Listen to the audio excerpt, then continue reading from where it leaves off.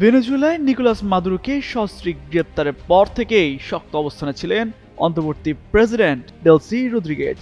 শপথ নিয়েই স্বাধীন রাষ্ট্রে যুক্তরাষ্ট্রের সামরিক অভিযানকে আগ্রাসন হিসেবে আখ্যাও দেন তিনি। পাশাপাশি সমালোচনা করেন মার্কিন প্রেসিডেন্ট ডোনাল্ড ট্রাম্পের কর্মকাণ্ডেরও। এরপরেই রদ্রিগেজের আরও ভয়ঙ্কর পরিণতির হুমকি দেন মার্কিন প্রেসিডেন্ট ডোনাল্ড ট্রাম্প। এমন পরিস্থিতিতেই হঠাৎ ওয়াশিংটনের প্রতি তুলনামূলক নরম অবস্থান দেখাতে শুরু করেছে ভেনেজুয়েলার অন্তর্বর্তী সরকার।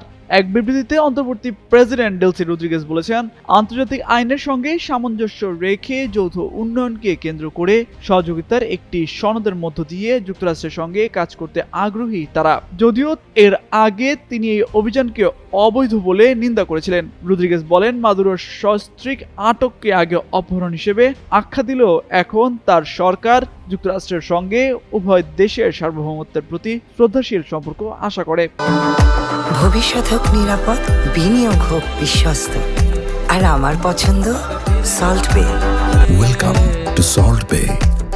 তবে ট্রাম্প সতর্ক করে বলেছেন, ভেনেজুয়েলা যদি তাদের তেল খাতকে বিনিয়োগের জন্য উন্মুক্ত না করে এবং মাদক পাচার বন্ধে সহযোগিতা না করে তাহলে তিনি নতুন হামলার নির্দেশ দিতে পারেন। এর মধ্যে রোববার কারাকাসে অন্তর্বর্তী প্রেসিডেন্ট হিসেবে শপথ নেন ডেলসি।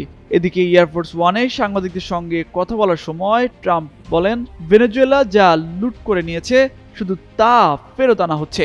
মার্কিন তেল কোম্পানিগুলো ভেনেজুয়েলায় ফিরে গিয়ে দেশটির পেট্রোলিয়াম শিল্প পুনর্গঠন করবে।